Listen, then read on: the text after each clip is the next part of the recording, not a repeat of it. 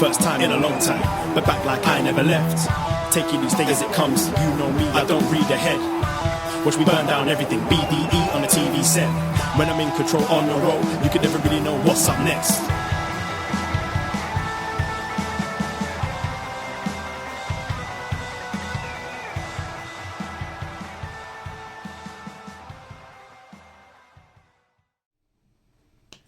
Hello. Hello, hello, hello. Braden Herrington here with Davie Portman for upNXT. Whoa. That means we just got a subscriber if you heard that. Oh. Thank you, Chris Elliott, for subscribing to our Twitch channel. Yeah, please mute that. It's muted, it's muted.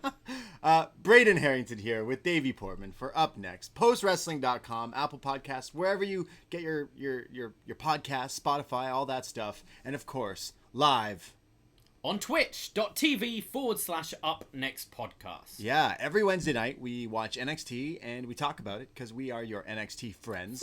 Friends. And we go live on Twitch every Wednesday night and we record the show. And of course, everyone in the Twitch chat, shout out you guys and shout out anyone listening via podcast form. But if you're wondering what we look like and all those things, you can watch us. We kind of, any of the shows that are like on the free feed, including Deep Impact you've been going live for your Impact Wrestling stuff. NXT, we're doing BDE Elite, which is Thursdays, which we're talking about AEW, so we'll be doing that. So we have all these live shows that we record as well if you ever want to come hang out in the chat and stuff. But yeah, welcome to our show. We talk about NXT. How are you doing? I'm okay. How are you? You all right? Yeah. It doesn't feel so long since we've done this, I think. It feels like, what do you mean? It feels like it's... Yeah, I just feel like we're recording all the time right now. Well, that's all we do in these pandemic times. We record a lot of podcasts. We went live while we recorded our next installment. If you like free shows, Batman Forever.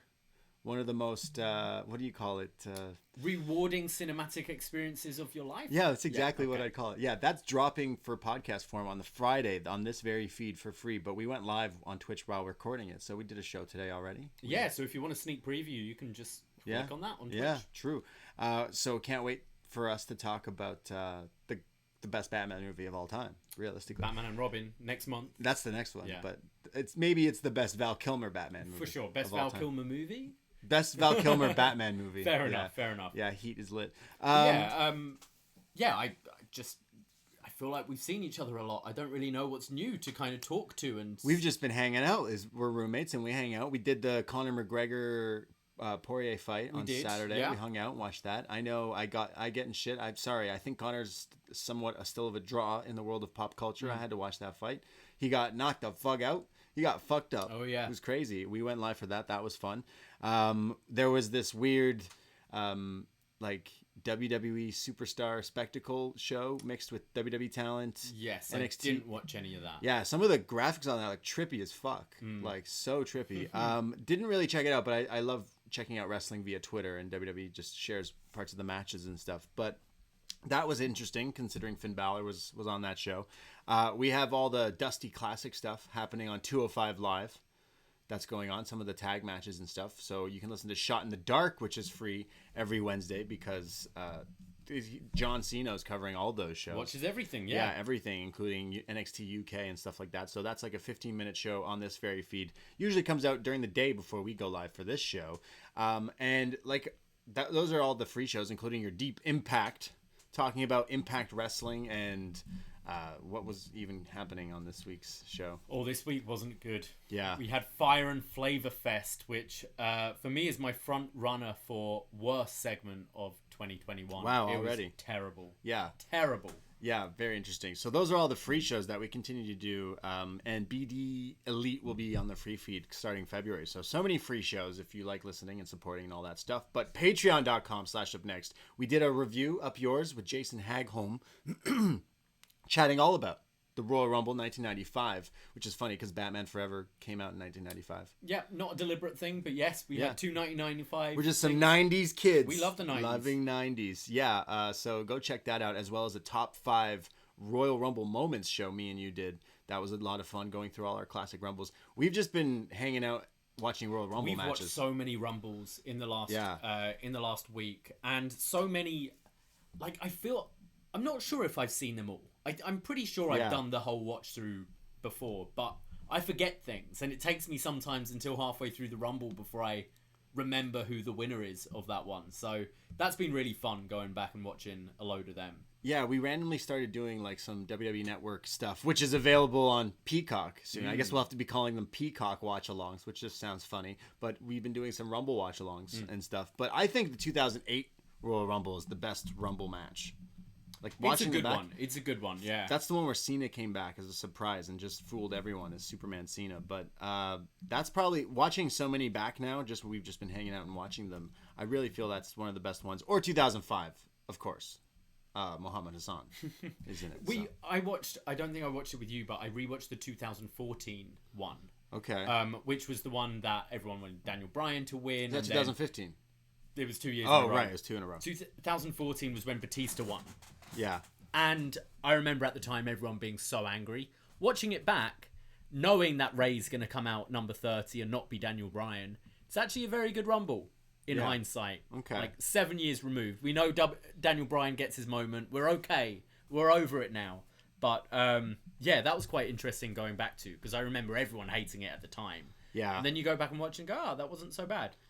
We watched a bunch, and we definitely go more in depth, including your love of Brian Christopher, Too Cool? Yeah, Scotty Too Hottie, and Rikishi. Rikishi's been in a lot of fucking Royal Rumbles. Been in a lot of Rumbles. We talk all about the Royal Rumbles in that Top 5 show, and your love for Too Cool, and our love for Sparky Plug. We've come to love Sparky Plug in this household. Bob Holly. Shout out Bob Holly. Yeah, so the Royal Rumble's this weekend. Yes. Which means we're going to be doing a watch along for this year's Royal Rumble. We got some sort of like pool going on in the Facebook group. I know me and you are going to do a little inside pool with each other, I think, for the show as well. So join us for that. And then on the Patreon, we're doing a little post show for that as well. So we'll be talking about some WWE, but we'll probably end up fucking going live for that as well. So look for that on the socials and stuff. Should we talk about any...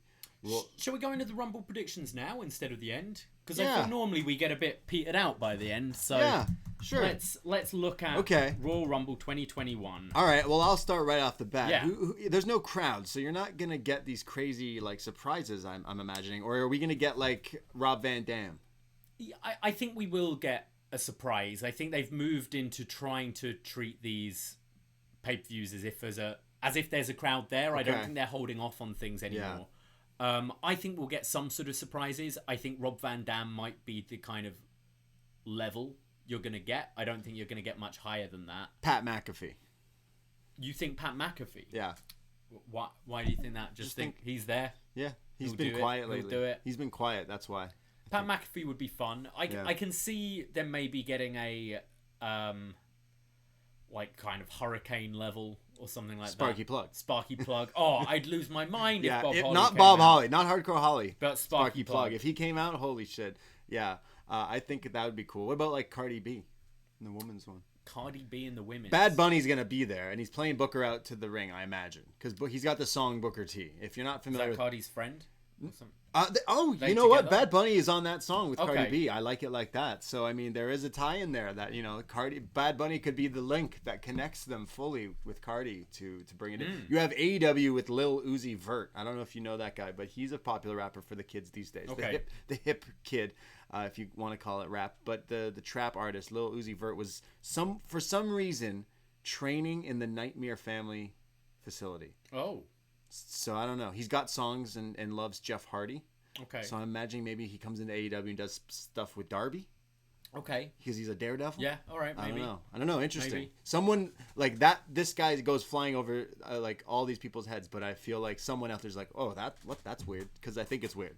But I'm interested in seeing that. Well, the Twitch room was saying with those guys playing at the Rumble, surely Booker T's got to be in it. Yeah, he's gonna play the song Booker T, and so Booker T will be number one. That'd be great. Yeah, why not? Yeah. Do it. Any other surprises do you see? I could see them maybe just getting some of the producers who are backstage. Yeah. Like a Road Dogg or whatever come out. Yeah. I know. But I could see that. What about the women? Any surprises there? Well, that would be where Cardi comes out for me. Oh, Cardi B in the Rumble. Yeah. Okay. No, it's Cardi B. She should get the Ronda spot. Just come out after and point to a sign. Because she'll just have fights, scraps, street fights. I don't know for the women's one. Maybe some callbacks like Kelly. again. Yeah. Yeah. Tori Wilson, who started the whole Cardi B thing, Tori should be in it and maybe even poke more fun at Cardi B. We could easily have someone like Beth Phoenix there. Yeah. I want to, like, people in the room were saying for the men, Steve Blackman. I mean, I'd lose my mind if Steve Blackman. Wow, we'd all lose our mind. Plug, yeah. Were in it. But in the women's, what about like a Nydia? Oh, we miss Nydia. We miss Nydia. Household. Yeah. Nydia would be good. Nydia would be good. Jamie Noble in the men's. Yeah, sure. Yeah, but Jackie. like trailer version. Trailer, yeah. That'd be Jackie who? Jacqueline. Yeah, sorry, Jacqueline. Yeah, okay. We haven't seen her do a great deal. Yeah, I don't think we'll be seeing Lita. No, maybe not after things said recently. Who else is there? Oh, Taya Valkyrie. She's recently left Impact. Her husband's on the roster. Yeah, Morrison. Maybe a Taya Valkyrie appearance. Okay. I think we'll get some surprises. I like when we see new people that like kind of start like joining the company. I wouldn't mind some NXT guys. That's why I'm thinking Pat McAfee, because he's like been on a roll. Could Finn show up? You know what I mean? Like they should put some random NXT people in there. I think it would spice things up. They usually do. Yeah. I think there's going to be some fun. I think I speak for most wrestling fans. The Rumble's the most fun event to watch. Usually we had people over at our house and do like a whole party essentially. It feels like the Super Bowl really. Is so many. You can watch the Rumble with non-wrestling fans too, because you never know who would come out. Yeah, everyone falls over our step. Yeah, don't they? Do you remember our one friend who just kept falling? Yeah, he was here for the Rumble. Yeah. So it's definitely like the most fun show to watch. So I'm definitely hyped for it. Sure. Yeah, I took work off, vacation day for the Royal Rumble, baby. So winner of the men's, your pick. Honestly, like I don't watch a lot of the main roster stuff, but I will say I think it makes sense for Daniel Bryan to win it. I imagine. I'd like to see Bryan win. Yeah, I think it makes sense. I mean, obviously you could have Edge with the story there, but I think realistically, no, you should do Daniel Bryan versus Roman as your main event. Well, it depends if they're not going with Edge and Randy, because Randy still seems very locked up with this Bray Wyatt feud, which is awful. Yeah, but maybe they're pivoting away from that, so maybe Edge versus Drew, perhaps. Okay. Or are they going to put the title on Goldberg? Oh, come on. I want Daniel Bryan as well. I think it should be his time. And I want a big Daniel Bryan main event. Would be nice. I think so. I think why not? Women's, I don't know. I would like to see some NXT women show up in the Rumble, but that doesn't necessarily mean that they win it. Last year, Charlotte won the Rumble and challenged for the NXT title, so I wouldn't mind something like that happening again, but I don't know. Maybe Rhea. I could see Rhea. Yeah, rematch against Charlotte. I could see that, and then somehow get the title on Charlotte before Mania. I could see that. I could see Bianca. Yes. Because she's got a bit of steam right now, and they've just put out the Chronicle on her, so it seems like they're hyping her up a lot. And I also could see Bayley winning it and just doing that match again against Sasha at Mania. I think they're still kind of feuding, but they've left enough time since their last match where I think you could go to it at Mania and it could be fresh again. And I think like that match from Brooklyn, it's still one people go back to. You kind of want to see it at a Mania level. Yeah, I do. So I'm thinking those three. Okay, I agree. You sold me on that one. You sold me on Bayley now. All right. Yeah, for do that. So we're agreeing that we think Daniel Bryan should win, or The Undertaker. So that would mean both are SmackDown, unless it's Rhea. Yeah, I don't know. So yeah, who cares though? Who cares? Yeah. Who cares? It's the better show anyway. Yeah, I'm excited for that. So join us for the watch along of the Royal Rumble and our post show and all that stuff. But let's be honest, those are two Royal Rumble matches there, right? On Sunday night. Those don't hail in comparison to a Rumble match that's happening tomorrow night. Tomorrow night, yes. We've been talking about it for so long. The moment has come. January 28th at 7 p.m. Eastern Time. Oh, baby. We are going to attempt the first ever upNXT Rumble. 30 people entering. Oh, boy. One person will win. It's every man for himself. Are you ready? Are you ready? We've done these upNXT BDE Championship games. We've done them for Survivor Series, Royal Rumble, all the WrestleMania and stuff. Well, we did Survivor Series Draft 2. Wei Ting, Andrew Thompson, John Cena, you, and myself. And it got crazy. It got so personal. And it's all about like drafting a Survivor Series team and coming up with trivia and going up against each other. I walked out BDE champion. And we thought, well, how do we book? It's WrestleMania season, so we got to book to Mania. 30 people in a Rumble, and the winner goes on to face me at a future WrestleMania game. In the main event of upNXT Mania. Which means there might be other matches on that card. There might be. There we so go. you better impress. Yeah. So 30 people entering this Rumble match, and the winner goes on to face me at Mania. So we got people like Wei Ting, Andrew Thompson, Scrump, Benno, Martin Bushby, John Cena, all these people in this match that we have stacked, plus some of our patrons and friends of the show that have come in. They're all going to be entering, and some surprises, and things are going to go down. It's going to be crazy. It's going to be crazy. It's going to be bonkers. We've never tried this before. Not at all. We don't know how it's going to go. We don't know. I think it's going to be fun. We were on Jordan's Unnecessary Conversations on Sunday night. Ridiculous. Where people were trying out their promos. Some were better than others, I'm going to be honest. But that was so much fun. Thank you, Jordan, for letting us be on your show. We've really built this up. And I think, if anything, it's going to be a great way to hang out with all you guys. I'm super excited. We get come join us. It's going to be on our Twitch, at the socials, all the stuff, Twitter, Instagram, at upNXT Podcast, but the twitch.tv/upNXT Podcast, because we're going to be streaming this, and we want an audience for this, because we might be asking you for help, audience members. It's interactive, so look for that. It's trivia games. We're ready to have 30 people enter this match. Every few minutes or so, people come join the match, and the last person remaining goes up at Mania. And I'm a host. You're a host. We'll be hosting this event. We'll be helping move the trivia, more so hosting the actual game with the participants involved. And obvious the bad blood between Wei Ting and Andrew Thompson between everyone. But it kind of sounds like he's full of excuses this week. Yeah. I don't know about that guy. He was so confident a little while ago, and he's kind of like Karrion Kross. Now the week's come along, yeah. Except Karrion Kross actually won the title at one point, but yeah. Or did Andrew win something? Andrew won did SummerSlam. Yeah, he won at SummerSlam, but then got injured and then just disappeared. I guess he's on the reserves. He's gonna show up like the next Sparky Plug. It doesn't matter if Andrew Thompson wins or Wei Ting wins or John Cena. It doesn't matter, because none of these people stand up to me. Their little lungs are too small to hotbox with God. And come the Rumble, it doesn't matter. But I will be watching. We'll be hosting. It's going to be crazy. I can't wait. It's going to be so much fun. 7 Eastern Time, Thursday night. That's the 28th. By the time you're listening to this, it might be mere hours away. So come join us, twitch.tv/upNXT Podcast. And if you missed that, the podcast version will go up on our Patreon in some form or fashion. Yes. If this game works. If it works.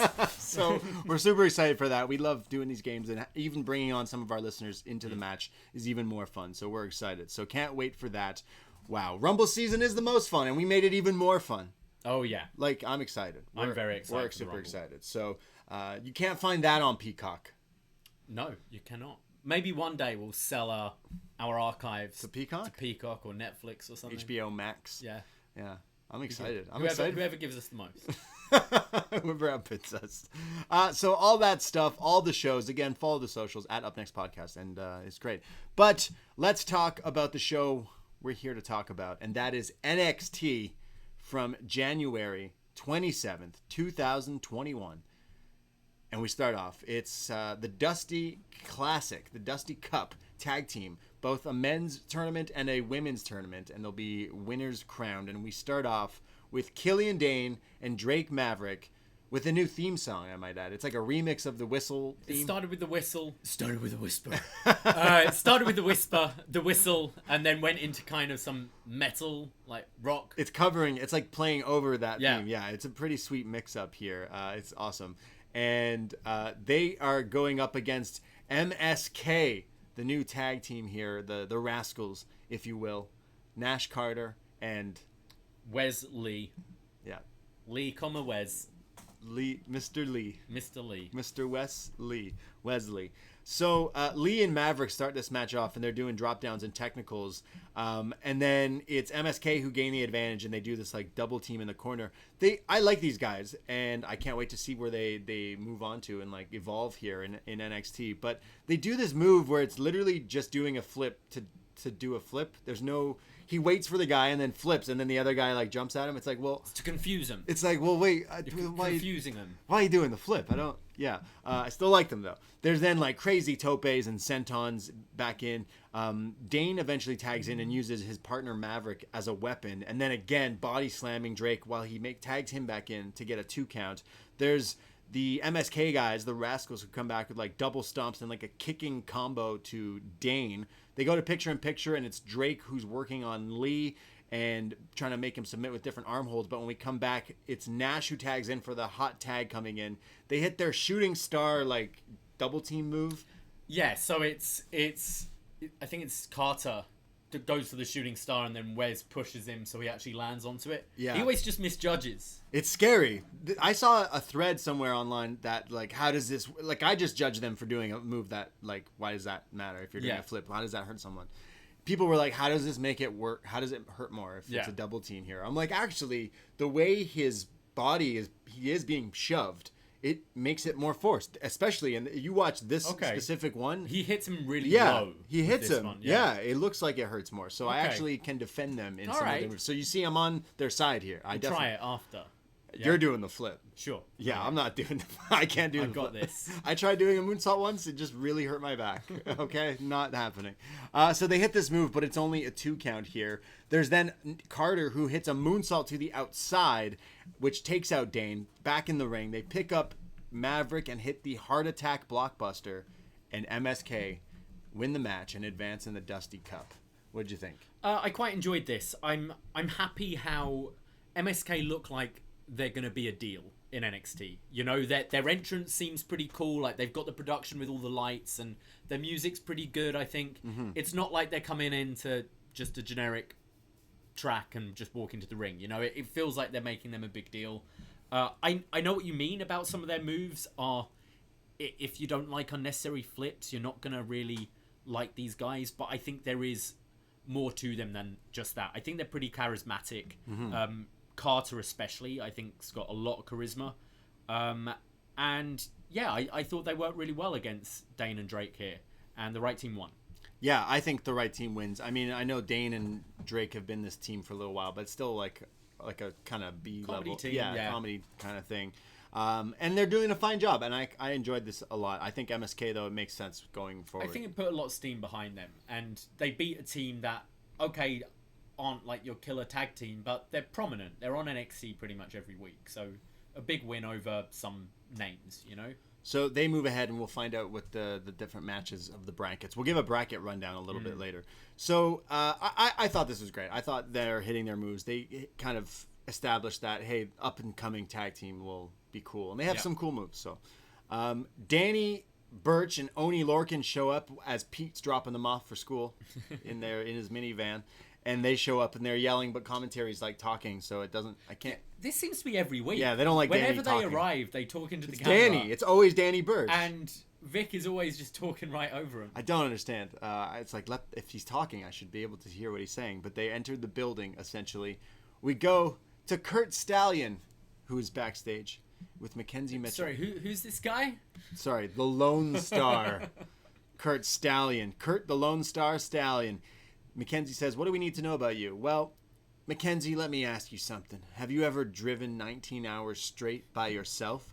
She's like, no. He's like, well, I have. He says, I've been traveling, making towns from Texas to Chicago, and I see some shooting stars when I'm driving, and I look up and I see stars, and I follow the brightest star. I go after it, and I know I'm the brightest star, and I know I'm Kurt, the Lone Star Stallion, and I'm strapping the proverbial rocket to my back, and I'm going to win the Cruiserweight title tonight, and the Lone Star will become a superstar. I don't know why I found this very creepy. Oh.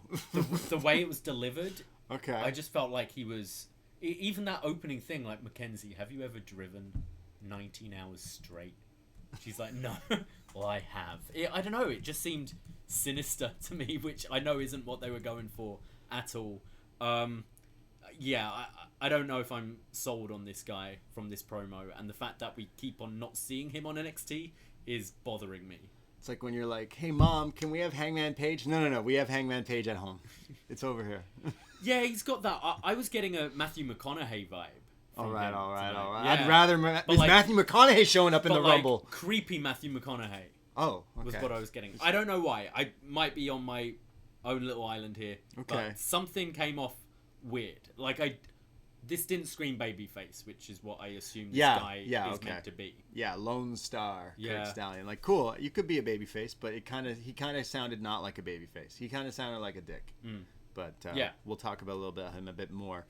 We go to a match in the Dusty Cup Women's Tournament. We start off in the ring already. Aliyah and Jessi Kamea. This is a dream team. I've missed Aliyah so much. The Robert Stone brand. I don't know what's going on there, but they've got someone new, and it's Jessi Kamea. Jessi Kamea in new gear. Yes. Here. What do you think of this gear? How do you describe this gear? Interesting. It's like one leg, like full pant sleeve. It's like Nikos Rikos. And then the other half, the other half is short. I think she looked kind of cool. Yeah. It was different, but I thought it worked for her. I think it worked for her, actually. More so than Nikos Rikos, for sure. Yes, 100%. I'm making a joke, but I know I've said didn't like her character years ago, and she kind of was just really green to me, but this looks like a step in the right direction. Same with Aliyah. That's why I joked this is a dream team, because Aliyah looked really good in this match as well that we're about to talk about, but they have to go up against Dakota Kai and Raquel Gonzalez, which it already screams bad news for these two. If we're talking about gear, I love Dakota Kai's like baseball gear going. I like the jersey. Yeah, you know I like me a baseball jersey. You like baseball jerseys? Yeah. Really? Do you like baseball?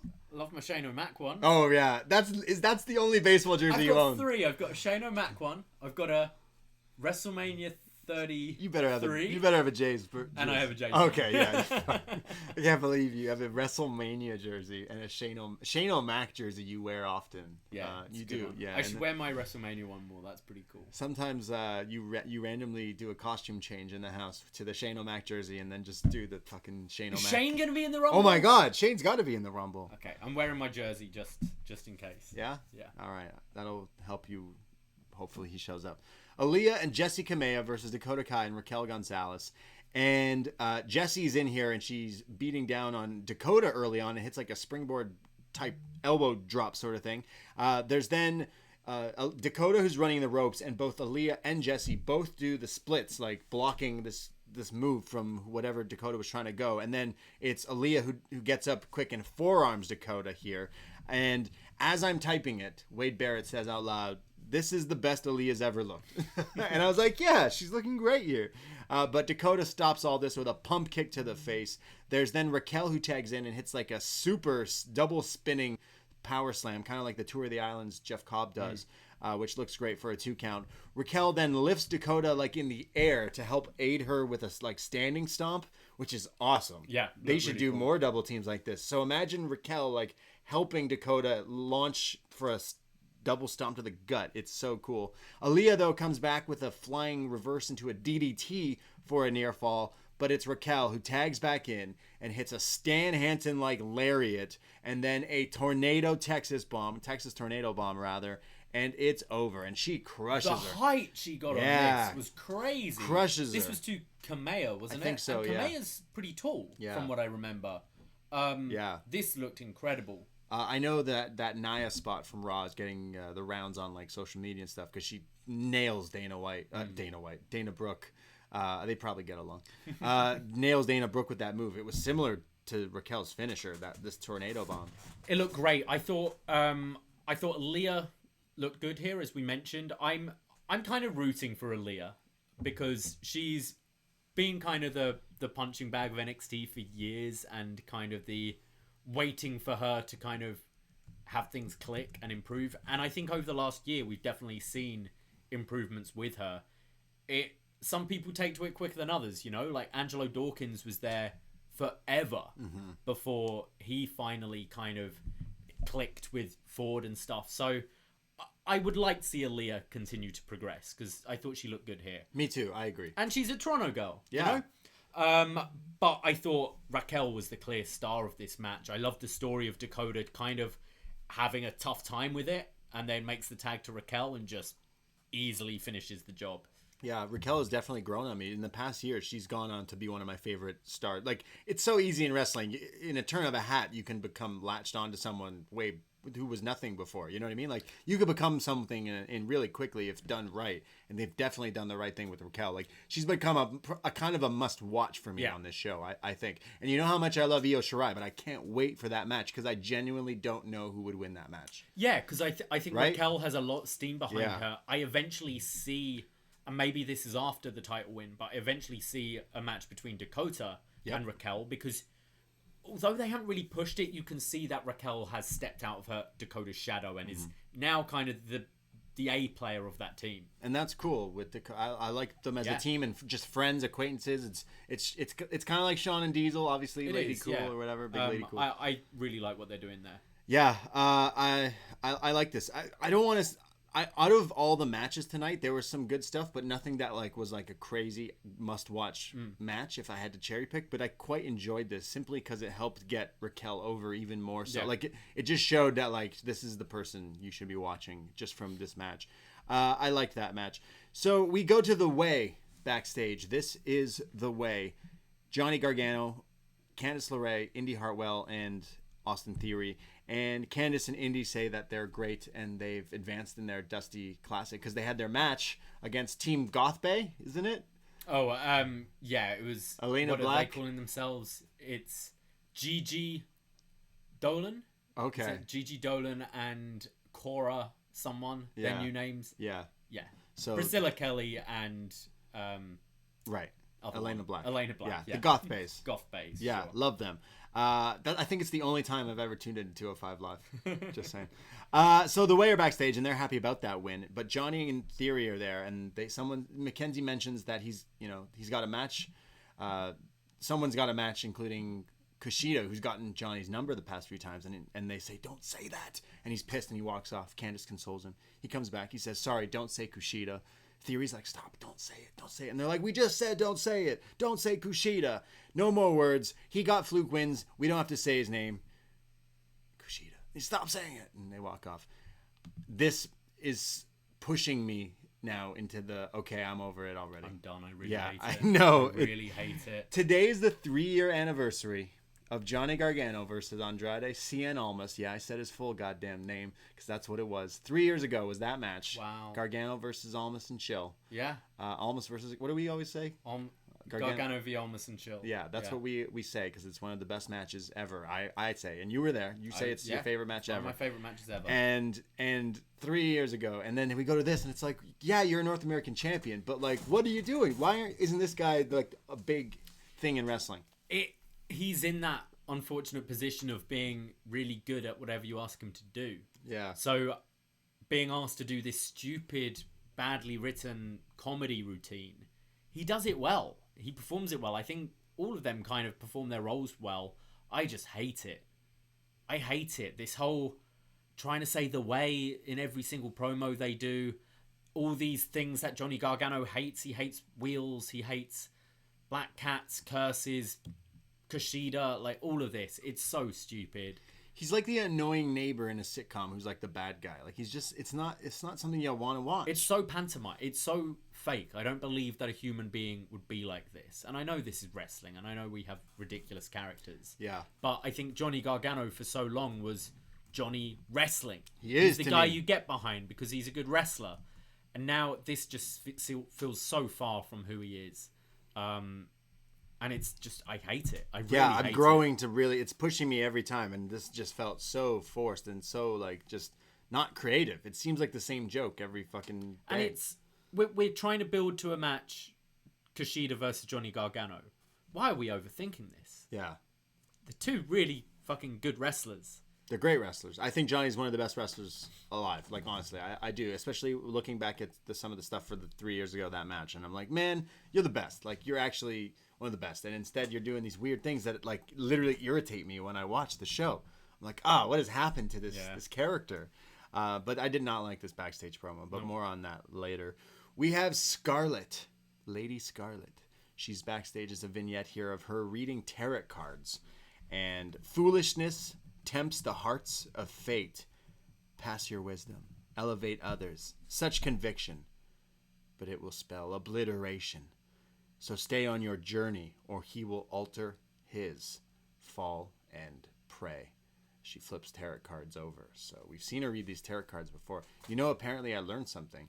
You can't ask to have your tarot card read. Doesn't count if that's a thing. So if someone does it to you, it means someone something. has to volunteer. Like if I go, I'm doing this for you, and I do it, it has more meaning and like could mean it happens. All right. So I mean, it could tie into what she's doing here. Yeah. So maybe a little bit more on that. What do you think of these vignettes? It sounds like someone somewhere backstage goes, maybe we're not so sure anymore about this program, where it's heading to me. But we'll see. I thought it looked really good. I'm just getting a bit tired of all these demonic characters we have.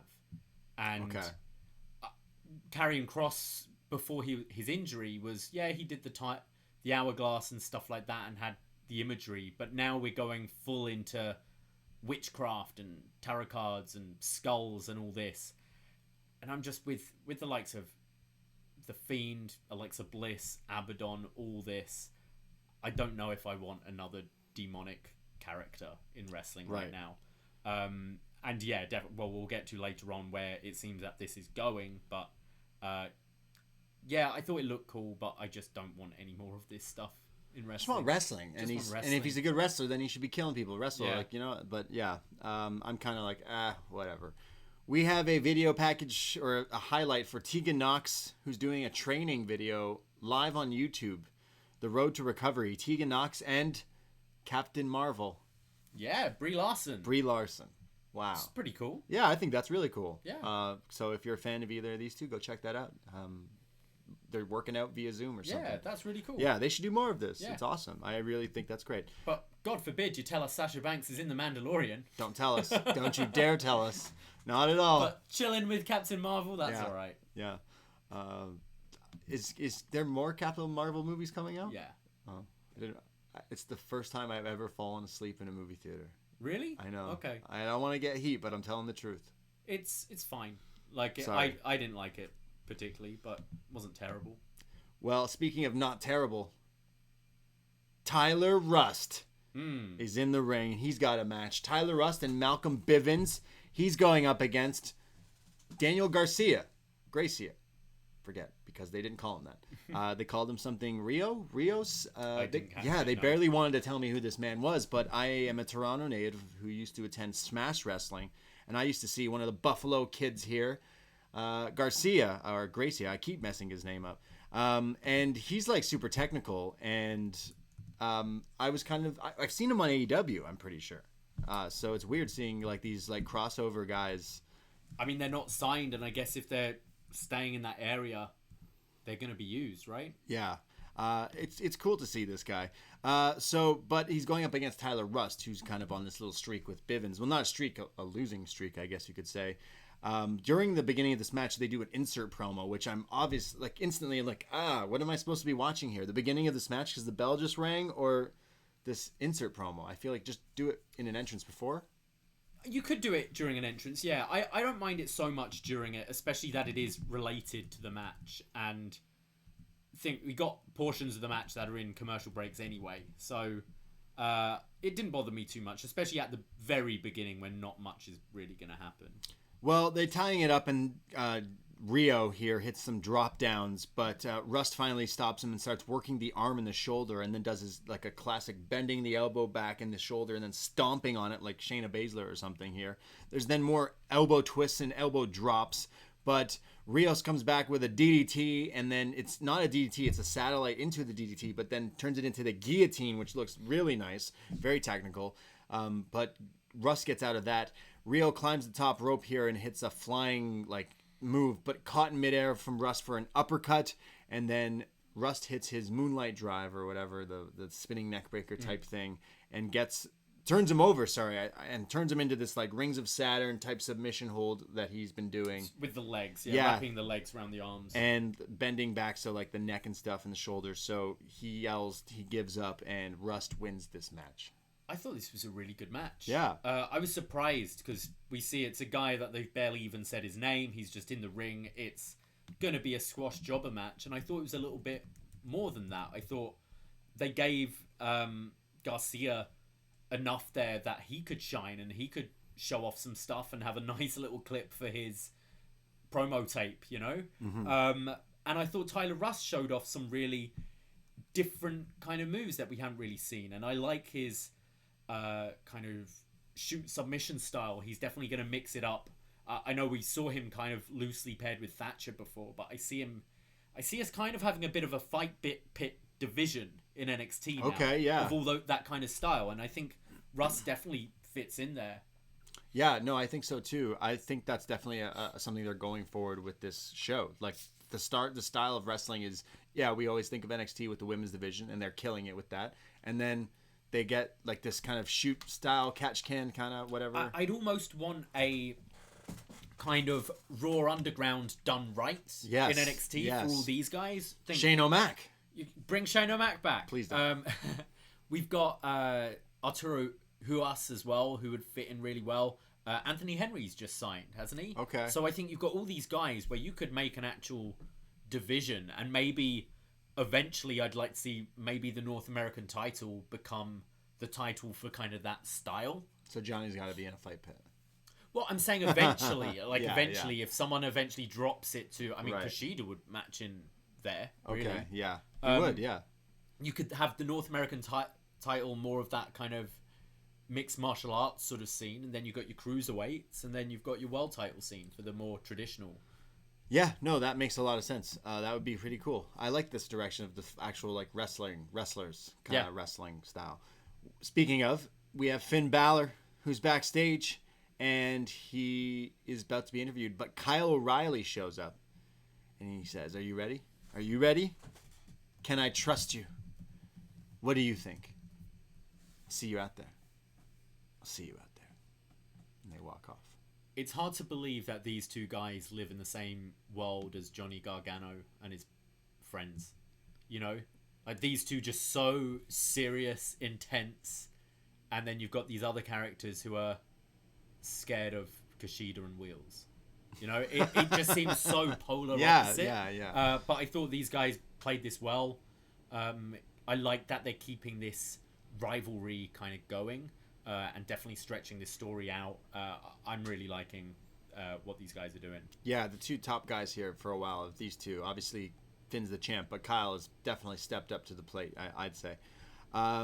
Zach Gibson and Drake Maverick, the grizzled young veteran. Sorry, not Drake Maverick. James Drake. Too many Drakes. Yeah, I was writing Nathan Drake, and I was like, I was just writing Uncharted. Drake. Yeah, just Drake. Just Drake's Aubrey. in NXT. Aubrey's in NXT. Yeah. No, that's the referee, and there's Drake, the ref in NXT, and then there's Aubrey, the ref in AEW. That's weird. Zach Gibson and James Drake, the grizzled young vets. And Zach Gibson, of course, has the mic. He says, "Hey, lads, another wannabe team thinking..." Sorry, do that again? He said it. That's how he said it. Okay. He said, "Hey, lad." I wrote it because he said it. That's how he started his promo. He is getting across, "Hey, I'm British." Right, okay. He's not British, he's Scouse. Oh, sorry. Yeah, right. Well, definitely the scarves gave it away that they're from there. So he says, another wannabe team of Kushida and Ruff thinking they can go forward in this thing. We have the one-hit wonder himself, Leon Ruff, and then you have Kushida in jeans. Fucking died at this. And then he says, "You guys won't match up your 15 seconds of fame with our 15 years of being a team. So let's have at it." And they start this match off. This guy he never needs to say much. It wasn't like he was saying anything particularly important, but it just gets you hyped for the match, doesn't it? He's in and out with his promo. It doesn't drag on. He just comes in, when there are crowds there, usually generates a lot of heat and makes you more psyched for the match than you were before it was announced. So right. I love these entrances with Zach Gibson's promos. I think he's so good. Shoes off for Gibson. So Zach Gibson starts off with Kushida, which is a great little matchup here. I'd like to see this one-on-one where Kushida and them, they're doing like some technical wrestlings, but he eventually tags in James Drake, who does a spinning heel kick to Kushida. Then Leon Ruff tags in, who starts hitting like just kicks to James here, and then he does his like spider sense moves that Vic Joseph calls it, where he's dodging everything from jumping rope to rope like a spider monkey. His legs, jumping around. Yeah, it looks great. It's nuts. But eventually hitting a Rana to James Drake, and then this flying cutter when Gibson's in for a 2 count. During a commercial break, Gibson's now working down on Ruff and tagging in and out here, but it's Kushida eventually when we're back who hits a hot tag, his cartwheel drop kick, the running front kick, and then levels Gibson with like another one of these kicks, and then a octopus stretch, but he finally gets out of it. The Grizzled Young Vets hit a Doomsday device for a 2 count here, which just looked great. I love a classic Doomsday device. What a rush. Ruff hits like a tope to the outside, and then back in the ring hits like the lunatic lariat on Gibson. It goes for a swanton bomb, but Drake pulls Gibson out of the way. Cushy gets involved here, but it gets tossed out of the ring by James Drake, who then picks up Ruff, and they hit the Ticket to Mayhem, and the Grizzled Young Vets advance in the Dusty Classic, winning this match. They did what they said they were going to do in the beginning. Yeah, I think these might be my favorites to win the whole thing. I really enjoyed this. I thought they worked really well with each other, especially towards the end. It really got going. There was a moment early on where Ruff was with Drake, and he did some cool stuff, but then there just seemed to be this portion where Drake was basically just standing there for Ruff to jump around. Sure. Like it felt a bit... I'm not talking about the spider monkey bit. I'm talking about a bit after. It just felt like, let's just wait here for Ruff to dance around me for a little bit. Right. But after that, I really liked it and was surprised to see no shenanigans. It was just Grizzled Young Vets going over these guys clean, which was surprising to me. I like clean finishes in my wrestling. Me too. It's so hard to do that in wrestling. Like, just a definitive But winner. doesn't it make Kushida just look so weak? I can't believe it. How can he go for the North American title after a loss? No, I thought this was the right thing. The focus is the tag team tournament. You've got the established tag team going over the other guys who are bigger single stars. I thought this was fine, and I really enjoyed this match. So these guys advance in this tournament, which means they're going to go up against, like, the Grizzled Young Vets are going to face either Undisputed Era or Thatcher and Ciampa, which is next week. I think so. That's Yeah. Either of those matches sounds like it could be crazy. Yeah. Like, that sounds nuts. And it's MSK versus the winner of Legado and the Lucha House Party next week as well. So that's you've got kind of more of a cruiserweight side of the bracket. Yeah. So that's going to be... I can't tell you what match sounds... really entertaining. What sounds... I think great. next week sounds awesome. Next week sounds good. But yeah, those are some of the matches there. But I thought this match was fun that we had here right now, but it definitely didn't have a certain flow I was quite looking for. Like, it didn't really do too much. I kind of scouted that this was where it would be really silly if Kushida and Ruff won this, I thought. Yeah. I was just expecting kind of the thing that happened after the match to happen kind of during the match. Yeah, so right after this match, there's Johnny and Austin Theory who show up and attack Kushida. He fights back, but Johnny super kicks him, and then he hits his final beat DDT on him, laying him out. And as Theory's beating up Ruff, it's Dexter Lumis who just shows up like behind the thing. He's behind the curtain. And he's staring with his eyes open like, I'm going to stare at you. So it looks like is that a future match? Kushida and Loomis I hope friends? we're not getting a triple threat instead. Oh man! Oh my God! No, please. You promised us Kushida, Johnny, and we get Dexter Loomis. Oh yeah. We're rushed backstage because oh my goodness, Kurt Stallion has been taken out. He's attacked. William Regal comes in. All these refs. He's like, "What happened? What happened?" Legado took me out. So. Is this a rib? It has to be a rib. This guy just can't wrestle on NXT. This guy has not wrestled on NXT, It's in his contract. And he's been the number one contender for so long. And apparently, if you listen to Shot in the Dark, he's on 205 Live every week. So it's not like he's injured. Why can't he wrestle? It's like they keep pushing it off that he's not going to wrestle on NXT. Yeah. It's got to be a rib. It's very odd. So the match is... I guess we'll talk about it in a little bit. But yeah, he's taken out of this match. Because after the break, Regal's pissed. He's like... He goes to Legado del Fantasma. He goes, yeah, you think you're slick, eh? Well, you know what? Next week will be the Cruiserweight match. It's not going to happen tonight. But the Cruiserweight match, Kurt Stallion versus you, Santos, is next week. And if he's attacked again before this, it's going to have consequences. And he leaves. And Legado del Fantasma look at each other like kind of little cheeky. They're like a little like, we got one over on Mr. Regal. And Santos looks at his like little cubby, his locker with his gear, and sees a card like on top of his shirts, his clothes. So he grabs it, and it's one of the tarot cards that Scarlett was reading earlier. And they're like, what does it say? What does it say? The end is near? Okay, let's get out of here. Vamonos, vamonos. And they all run out of there. So, yeah. So we're probably not getting this match next week, because either Santos is going to get attacked by Karrion Kross, or Kurt Stallion is going to get attacked by Karrion Kross. Does Kross interfere? Because remember, if you're confused, Santos called Kross out last week. Yeah, so last week Santos was putting over that he's the kind of the winningest champion in the company. He was like, there are these other losers who couldn't even defend their title and got injured right away. He called him out like a few times in that promo. He's called him out a few times. So it makes sense, but it feels like Kross is getting mightily distracted from this title.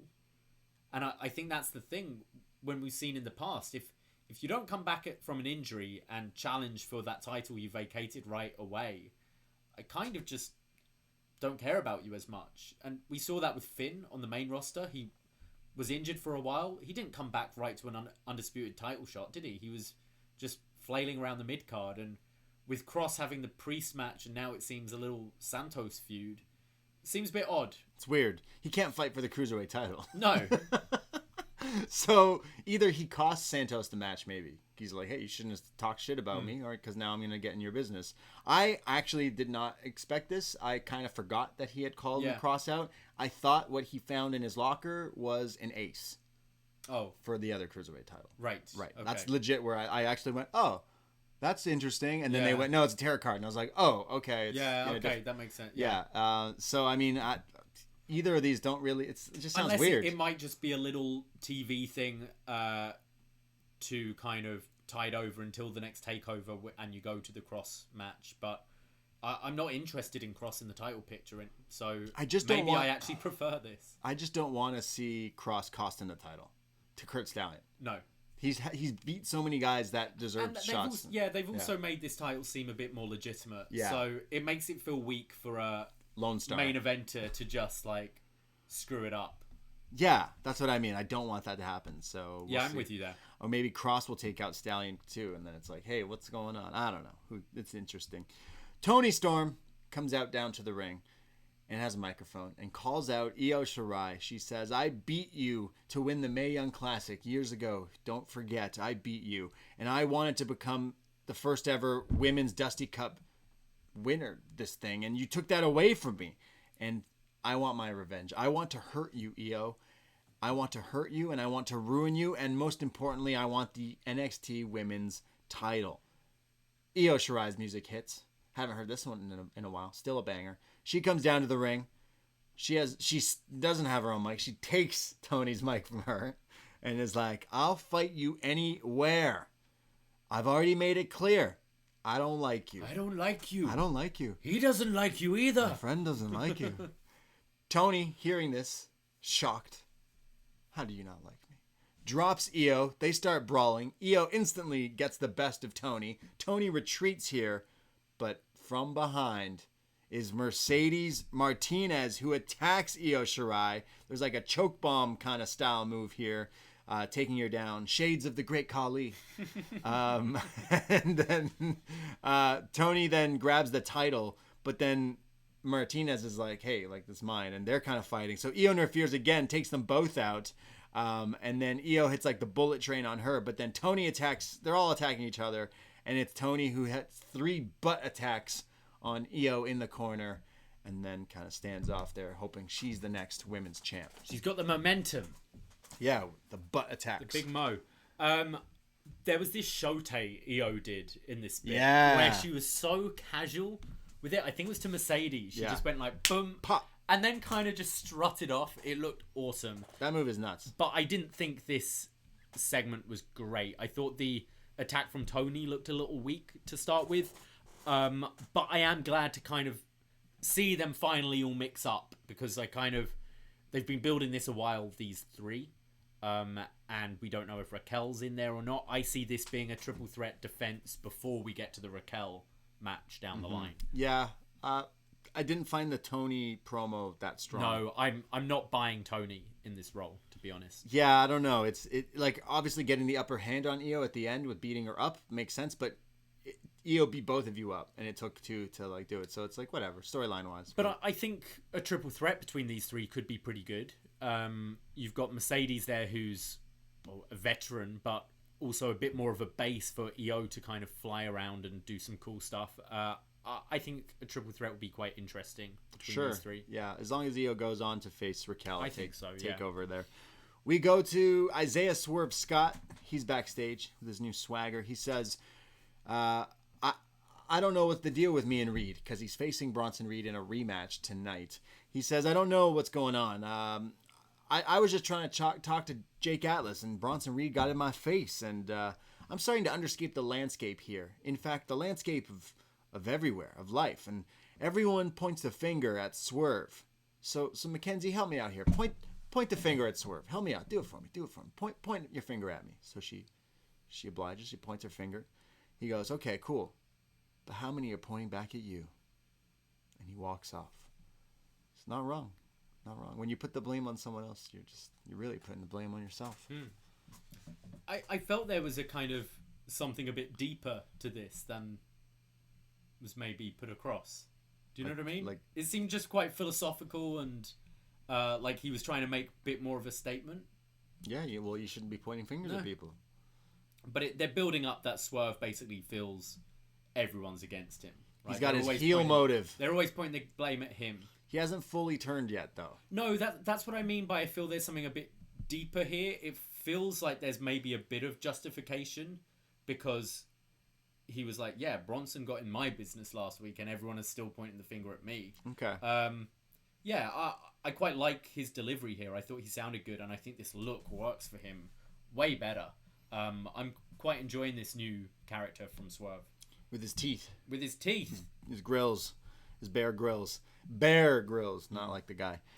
So we have a video vignette package, whatever you want to call it, for Imperium. It's Alexander Wolf, who's now returned to NXT. He's talking here. He says, everything's changed. The landscape has changed here, just like Swerve. We've been isolated, but Walter still rules over as NXT UK champ, and we've held NXT titles, but that's not enough. We need Imperium together because there's power in unity, and we shall restore domination. And Alexander Wolf ends with, my arrival is only the beginning. So I assume Walter's coming to NXT, do you? I hope so. He was all in this video, wasn't he? He was what? He was in this video. He was all in. All in this video. Yeah, he was in this video. They showed a lot of him. They talked about him. They talked about all four of these guys being a unit. So we said last week, hey, this is just one stepping stone to Walter, and this is exactly what they're telling us. And it seems like Wolf is maybe the mouthpiece until he gets there. Yeah. Maybe. Yeah, it's weird. He was they're all not really known for talking, I guess. No. Which is cool. Yeah, I'm looking forward to seeing Volta. I think that really changes if you're getting Volta kind of full time in NXT proper. Yeah, that really changes that landscape and opens up some really interesting matches. I think so. I think there's a lot of things. And I hope they treat him like that. He's good, and I don't understand why they don't treat him like. I'm still hurting from that Survivor Series thing. Yeah, I'm still butthurt from that because why did you do that? I know. I think enough time. That was 2 years ago. Wow. But I feel Volta is one of those people that any match against Volta sounds interesting. Yes. You go Volta Finn Balor, you go, oh yeah, I want to see that. Volta Johnny Gargano, oh I want to see that. Ciampa, I want to see Adam that. Cole. Thatcher, I want to see that. Adam Cole, yeah. Kushida, people like all. We've seen these incredible matches against the smaller guys as well. I think he could be a game changer for Fight NXT. pit. I really do. Oh, absolutely. Him and Thatcher in a fight pit. Yeah. Him versus Reed. Him and Reed, which we'll talk about maybe a bit more. I think so many great possibilities if you have Volta on the main roster. Adam Cole and Roderick Strong are backstage and say, we've gone to war with Ciampa. We've been in battles with Ciampa. We know.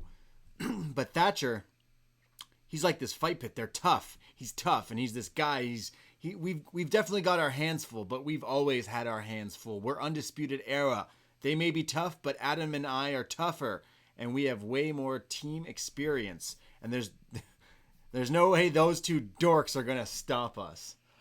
I like how it feels like no one's given Roddy the memo that they're baby faces now. Roddy, we're not heels now. Because Adam Cole recently, he's been doing the sign of respect after a match. He's putting his boy over, going for the title. And then Roddy's like, yeah, and then all you other dorks out there.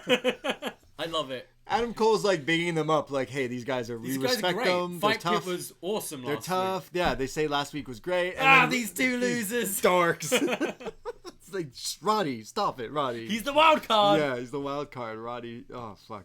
Loved it. And of course, they end with, and that is undisputed.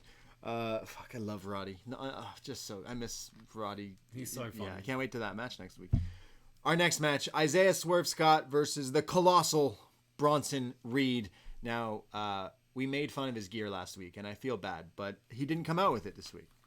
No, I think he listened to his favorite show Up Next, wearing his thing with the little Godzilla, cuddly toy Godzilla on his shoulder.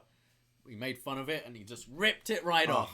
Because it was the same vest he was wearing. I love this dude, but it just looked weird with the toy on it. He looks way cool like this entrance. I love his Skyline top. I think that looks cool. I think his entrance might be one of my favorites right now. The way the Tron is, the music. This sort of laser video of him walking through and coming really close Godzilla. to the screen. It's awesome. Yeah. I think it works so well. You don't need baby Godzilla. You don't. He doesn't. And I'm happy. Shoulder. I'm happy he took it away. Yeah. I think there's way more cooler things. I know we mentioned like he should have skin like Godzilla or something like textures and stuff.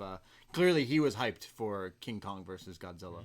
With I would see that Reed versus Walter as that King Kong for sure. Absolutely, Godzilla, yeah. Which I watched the trailer and it looks a little similar to last. I really don't care. You don't like Godzilla? Them. I haven't watched a Godzilla film for so long. I watched the Bryan Cranston one. That was the last one I watched. And then that one didn't do I'm not justice. majorly into disaster movies. They're fun, but they're nothing I'll ever get excited about. I'll say. They'll be like if you went, do you want to go and see Godzilla King Kong? I'd go, yeah, go on then. Like I'd have fun. Yeah. It's not something I get excited about. Me and you, when you could go to movie theaters, me and you one day, like one Sunday, we just went drinking on an afternoon and then went to see Rampage with The Rock. Yeah, that was the one, yeah. And it's like same thing, right? For like, sure. They're fun. Like, yeah. I love going to go and see anything right now would be fun. I wasn't a big fan of King of the Monsters, and this trailer for the new King Kong Godzilla looks a lot like that movie, so I'm like, okay, I need some substance. I might have to go and watch, like, I'll do a little catch up. I might get excited for it then. But then it's been pointed out that there seems to be a tease in this movie for Mecha Godzilla, which I'm like, all right, take my money, let's go. You sold me. I want to watch it because it needs to lead to Godzilla and King Kong becoming a unit and a tag team and fighting Mecha Godzilla. Okay. It's a whole thing, trust me. I'm sure bro, it is. It's a vibe, trust. So let's go to Resident Godzilla of NXT. Bronson Reed versus Swerve Scott. And Scott gets thrown out of the ring early on here, but instantly like lands on his feet on the outside. Kind of impressive. But then there's Swerve who gets like dropped by his feet, taking a nasty bump on the apron here. Reed then hits a suicide dive, which is crazy considering he's huge. Yeah. Flying at this guy. It's a flying Mothra type move. They go to commercial. When we come back, it's Swerve who's in control because during the break he threw Reed shoulder first into the corner post, selling that arm here now.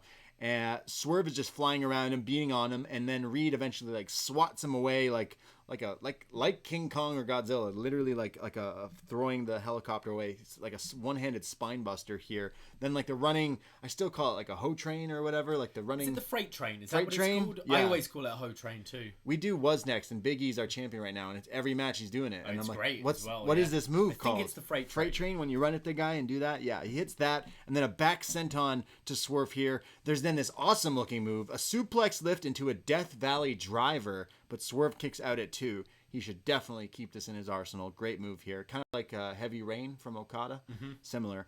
There's then Reed who goes to hit him with something, but his shoulder gives out, and he starts selling that his shoulder was hurt. Swerve smiles and then starts to beat him up, attacks the arm, kicks him in the head, hits a flying shoulder breaker and a drive-by kick, hits a 450 splash, but Bronson Reed kicks out, and I thought this was it for sure. Swerve is pissed off. He picks up Reed, who's hurt, and says, you got to stay out of my business.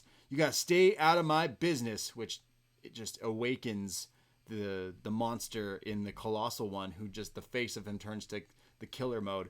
Headbutt Swerve, lariats him, climbs up, hits the tsunami splash, and Reed pins Swerve. Pretty entertaining. Yeah. I thought. As I mentioned earlier, I'm really enjoying Swerve's direction, but Bronson seems to be a big deal and is someone I'm getting excited about and excited to see move into that main event picture eventually. His tsunami looks great as well. Yeah. I'm not a big fan of just the classic like snooker splash, but his looks terrifying. He's so big and comes down with all that force. It looks great. I thought this was pretty entertaining. Yeah, looking back, I think I enjoyed this match out of everything else in the night. I think Bronson Reed, like you're right. I can't wait to. He's working on the little things now, and once he gets all those things out, he continues to get better and get better. And we're just watching. A fun thing about this show, NXT, and Up Next is watching these guys who are in NXT, and then they like move forward in their careers and stuff and evolve, and that's what this guy is doing. He's someone I could totally see. If this was in usual kind of Full Sail, the crowd getting louder and louder for him each week, I could see there being some kind of chant that he has by now. Yeah. He feels, even though it's all this weird virtual screens and stuff, he feels like someone who is reaching through and organically starting to grow more and more.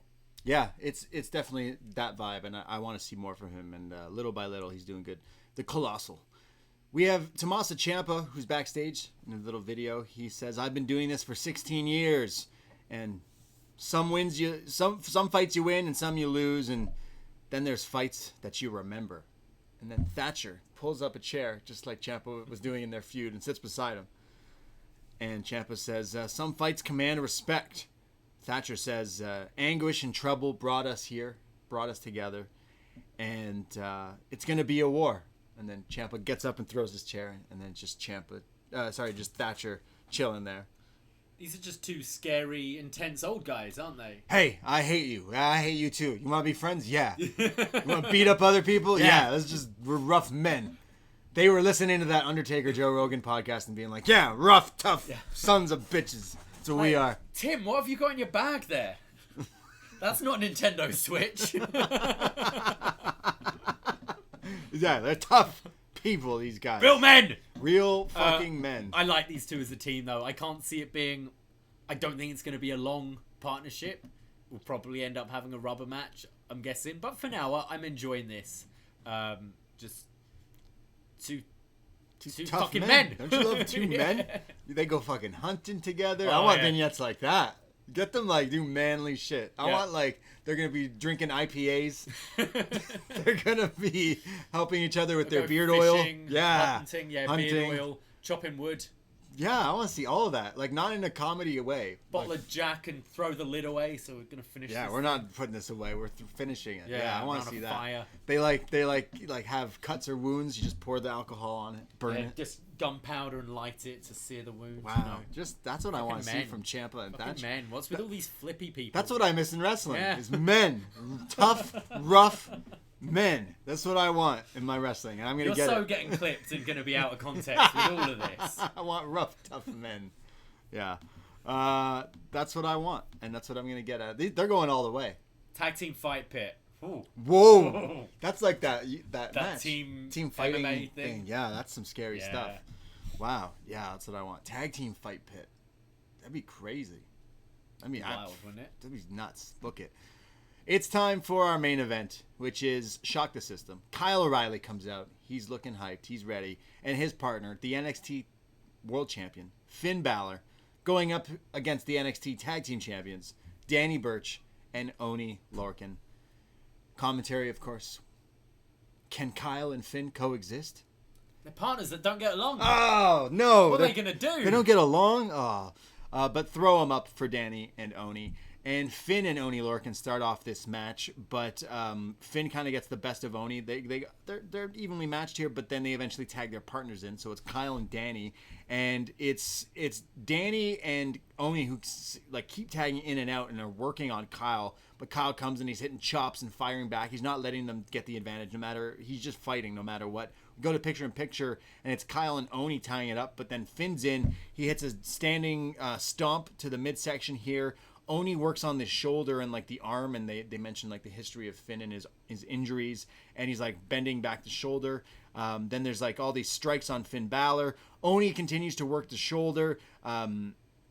Finn is trying to make the tag to Kyle, but he can't reach, and the commentators are like, "Hey, Kyle could be reaching a bit more to make this tag. He could be reaching. He's just cool. He's cool, Kyle out there on the apron."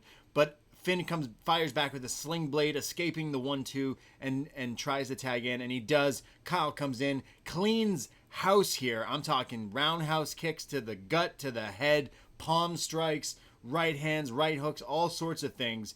Danny Burch climbs the top rope and goes for his flying drop kick off the top, but in midair, Kyle drops him into a knee bar, which finishes Danny Burch here, who taps out.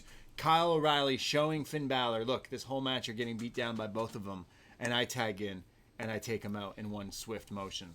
There was a lot of story here, kind of similar to the match earlier, Raquel match earlier, but this was definitely more kind of sort of competitive, seeing that they've been rivals and Kyle hasn't beaten him, but Kyle managed to finish these guys off easily. Great hot tag. Thought he looked awesome. But this, do you see these guys dropping the titles before the should. Dusty Classic? They should. I'm sorry. Because it's just, you are doing this whole tournament where the winner will face the champions, and you've just had the champions lose to, granted, it's your number one contender essentially and your top champion. Right. But they just lost to two people not in this tournament. It kind of makes the eventual prize of the Dusty Classic seem kind of diminished a bit. But I enjoyed the match, and I'm really liking this continuation of the story with Kyle and Finn. Yeah, I had no problem with the match, but it was kind of quick, and it kind of just was part of the story here, which doesn't really service Danny and Oni, and I think they've done NXT has done a job of making us not really care about them anymore. They're just the guys that continue to get involved and get beat up, or the lackeys for Pete Dunne. Yeah. So I'm kind of, we love Danny and Oni on this show. We love Danny and Oni, but I think it's time that it doesn't make sense that all these tag teams are going through to face each other, to face these guys. It's like, okay, well, I don't know. It makes sense that they keep them, but it also would make maybe more sense to switch it. But to who's not in a tournament? So it's interesting. To these two? I mean, maybe. You could do these two, Finn and Kyle. These two, and then I'd maybe push towards Undisputed Era actually winning the tournament. There you go. Oh, yeah. Okay. Well, let's talk about the ending of this show, because after the match, it's Kyle O'Reilly who just took out both of these guys and tapped out Danny Burch, standing tall. Finn Balor gets back in the ring, goes face to face with Kyle, and he's like, "Hey, good job, we did it. We did it." And Kyle's like, "Yeah, we did it. Good job." But Kyle is dropped down from Oni and Burch. They pull him out of the ring, and Pete Dunne shows up behind Finn Balor. Finn goes to attack him. It's an all-out brawl here. All three guys are beating up on Kyle and Finn, 3-on-2, and they take out Kyle, and they set up Finn for the finger breaker, where Pete's going to break his fingers.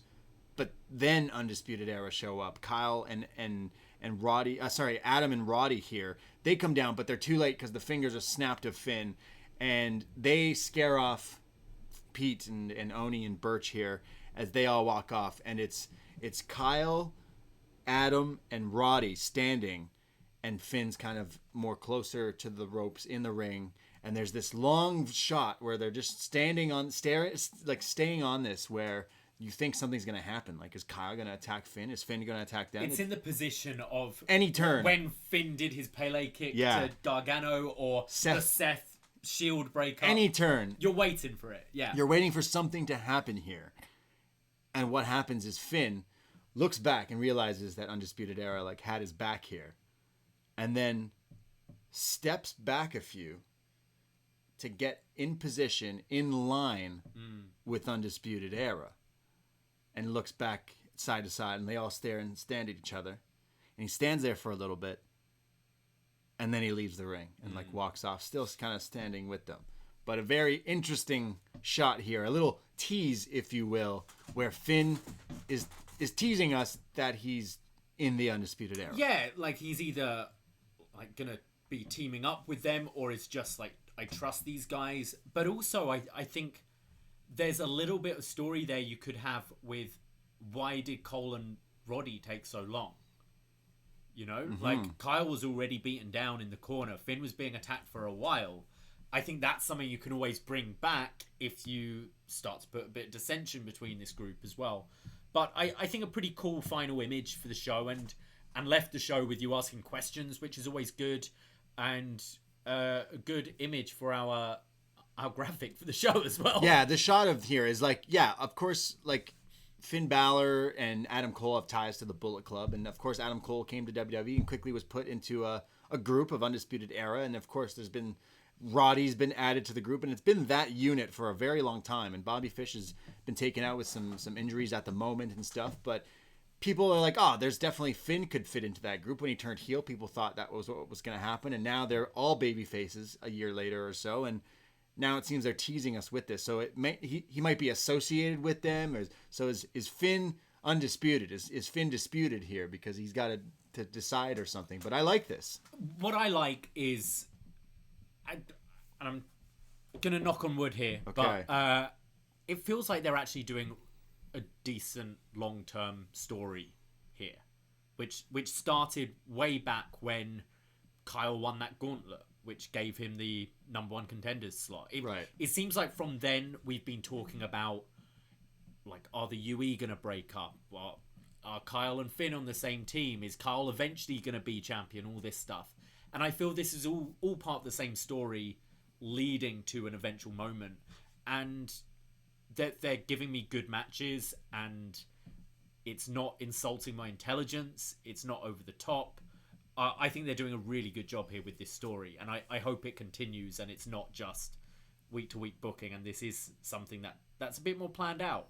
Look, we talk about AEW every Thursday on the BD Elite show, and we always, it could be a bad Dynamite, it could be a good Dynamite. We're always talking about the long-term storytelling that they do. They manage to do that very well. It's little things in wrestling. You don't even have to end up doing anything, but to set little things that eventually go on to do things. It's so easy. And just the shot of Finn stepping in line with the boys, the Era boys here, UE, makes wrestling fans like salivate, and your brains think of, well, what if they do that, or what if this happens, and it's like, that's what wrestling kind of is, right? It's an ongoing show that never ends, and it's like, well, yeah, I like these little nods and little touches, and it leaves us wanting to watch next week. Yeah. So they did a good job, I will say. I thought this was an interesting show because I don't think any of the matches were blow away, but I didn't think anything was bad. I quite enjoyed every match that was on the show. There wasn't a whole lot of story driving forward, but the stuff that was there, for example, this final moment, was good. So I think it was more of a thumbs up show for me, even though it wasn't necessarily a noteworthy kind of spectacle. Does that make sense? Yeah. It was there wasn't a blowaway match. There wasn't anything that really like stole away, but everything was still solid. It went quick as well, and when a show moves quick, it's normally a good sign. Good. Yeah. So I'd say thumbs up for this show. Too. Yeah, I definitely still enjoyed it. There wasn't anything that really irked me or pissed me off or anything like that. And that's us being Canadians who watch NXT every week on TV, right? Every Wednesday night. Oh yes. Because it's on TV. Yes, exactly. Will it move to Peacock come fall? The USA deal is up fall time. What happens? I mean, that deal is just US, the whole network deal. Right. We do not have the network in Canada the same way as Americans do. I don't see it coming off TV at this point. Okay. But whether they'll, because it's on... USA is NBC, right? USA is part of the NBC group, yeah? USA, I guess. I think so. It must be, yeah. Like, would NXT be able to go on the network quicker if that's the case? You know, like, if they're having it all on the streaming service, would you be able to have the replay of NXT go up pretty much immediately? Yeah, it's owned by NBC. Yeah, so I see it maybe going on quicker. I don't really know how it affects us. I mean, Canada just has, we've talked about this before, a terrible NXT deal. Yeah. I don't get why we don't get it live. Yeah, it's very strange. So it's like, would you air it live on the Peacock thing, if that's a thing? Because is there ways for other people outside the US to get Peacock?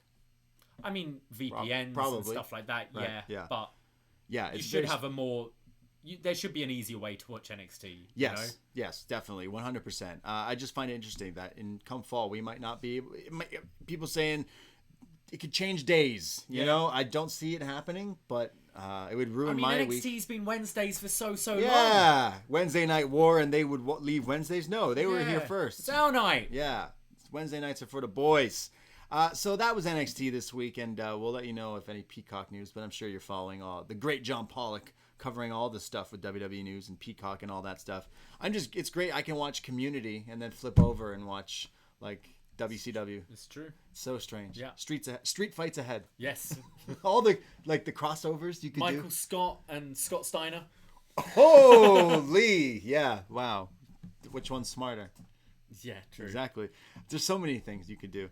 So that was NXT. That's what we thought. Let's go to some feedback. Forum.postwrestling.com. The Post Wrestling Forum there. We'll read any comments or questions you write, including, would you like to start, sir? Sure, we start with Mystery. Not a fan of Loomis being a part of the Gargano-Kushida feud, but I guess someone needs to take the pin so they can extend the feud until Kushida wins the title. That Shirai Storm Martinez segment was decent, but keep Toni away from a live mic. She's an absolutely horrendous promo. Also, both Toni and Mercedes posed with the title at some point, and we know what that means. Toni's offense also looked super off. The Finn UE stuff is interesting. Keep Cross away from it, though. Not much else to discuss on NXT. A solid episode through and through, even if it wasn't anything special or super memorable. It's a pretty solid but forgettable episode outside of what I mentioned above, unless you really like tag team wrestling. That being said, with Sari officially on her way over, she had her last match in Japan just this last weekend. The NXT Women's Division is about to get even more stacked. And then a question of the week. I just wanted to comment on how awful Raw was again last Monday. That Asuka-Alexa title match was easily one of the worst matches I can ever remember, and I've been watching wrestling since 2003. It was WCW 99 to 2000 levels of awful. I can't believe WWE is getting $1 billion for that garbage. $1 billion. Yeah. I saw the news about a few wrestlers kind of finishing up wherever they're going and then eventually packing it to WWE. A few Japanese talent there. Obviously, I saw the Sari one, but I'm interested. We signed up for Stardom and we've joined before and we've come back and reassigned up and stuff. NXT's women's division's the best, and Stardom seems to be great with the Japanese women's wrestling over there. It's like there's definitely some sort of pattern going on where they're taking people and making them stars over here, whether it be like your Ios, your Kairis, your Asukas and stuff. Like there's something they're going to that well quite often, but I don't mind it if it works for them. I mean, everyone's been great, right? Yeah. Who've come over, so yeah. Yeah.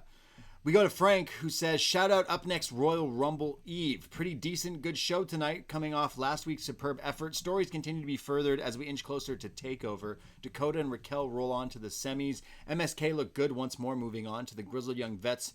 And the Grizzled Young Vets won a very good battle with Kushida and Ruff. Excited for both next few weeks. Walter tease, yes please. Cool to see Rios, aka Daniel Garcia, making an appearance as Russ got a showcase against him in a nice little match. Poor Stallion. I think they're just messing with him and us at this point. Regal was mighty upset though. I enjoyed his fire. Reed and Swerve had a fun match as Reed continues to be booked strong and seems to be slowly building up his way to the card. And of course, Io was awesome. Cool Kyle and Finn, the dream team, tearing it up with the champs in their cool new gear as their dad, Pete Dunne, waited outside until until it was time to break fingers and stuff.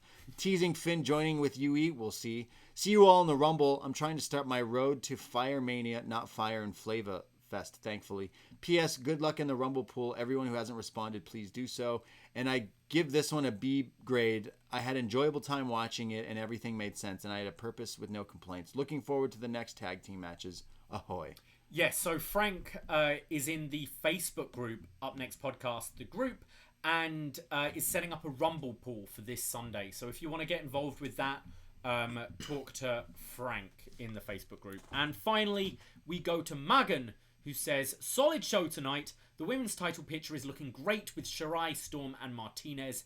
Loomis' feud with The Way could delay Kushida's inevitable first win. O'Reilly had the finish of the night, and could a possible truce with Finn Balor be forthcoming?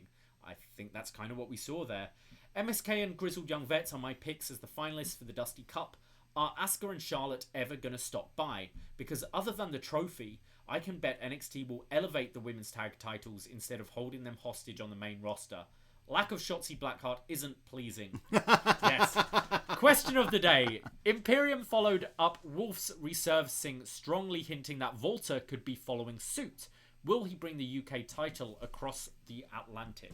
Yeah, why not? Have him Why fight not? different people. Have a defense over there as well. You're right about the North American title, like Johnny has it now, but like to make it more of like the wrestling title, where that's kind of Walter's style. The UK title is that style. But I've checked in and out of NXT UK since it's come back. Obviously that Dragunov match that we all talked about the last year, but there's been some okay stuff going on there. I want to see where Ben Carter goes and some of the stuff, but I wouldn't mind some crossover. Yeah, they got some talent over there. It's just whether I assume that they're pretty confident they're going to be able to get him over.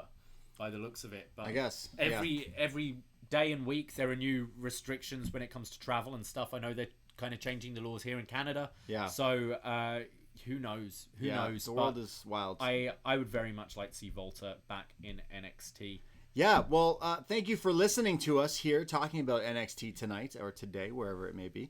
And we'll be back. We have BD Elite coming out talking about tonight's Dynamite or this Dynamite. We'll be live on Twitch 1 p.m. every Thursday, it seems to be, twitch.tv/upnextpodcast. We talk about Dynamite. We have the Rumble coming up again, the Rumble tomorrow night, so it's going to be wild. 30 men, every man for himself, and women, and women. Oh. One winner. Who will go to face Braden Herrington at WrestleMania? Yeah. Very excited. It's the moment we're all waiting for. It's tomorrow night, 7 p.m. Eastern Time. Rumble, Young Man, Rumble. Oh, yeah. And then our watch along for the Rumble this weekend as well. All the stuff at UpNext Podcast, Twitter, Instagram for all the stuff. Give us a follow. Help support us. Patreon.com/UpNext. Only $5 a month for North American tier, the Friends tier, if you will, because we have Up Yours with John Cena talking killer clowns from outer space. We did it Up Yours Royal Rumble 1995 review this week with Jason Hagholm, friend of Post Wrestling. We did our top 5 Rumble moments. All the shows up there, all the was next, all the stuff. I've got my Impact review from last night is also on this feed, so if you want to hear what's going on in Impact, listen to me and Andrew Thompson talk all about that. And Friday Eve at some point I'll put up the Batman Forever review. We didn't really go into talk about Kiss from a Rose. We kind of just overshadowed that, I thought, because that's probably it's the best Batman song ever. Because it's not really a Batman song. It's just a song they put in the credits. It's just a song in Batman. I don't see any relation. It was in the credits. Yeah. It wasn't even in the thing. But listen to that review as we talk about Jim Carrey and Tommy Lee Jones beef and Val Kilmer just being a blah Batman. Probably the best Batman movie of all time, to be honest. Probably. It's arguable. Yeah. So that's on the free feed Friday nights at some point. So go check us all that. Go follow. Go like us. We appreciate you listening. We hope you're well wherever you may be. Thank you for listening. Take care. Goodbye. Be safe. And I didn't think there wasn't anything really to think about. You just step back in your line there. Yeah, step back in line. Ahoy!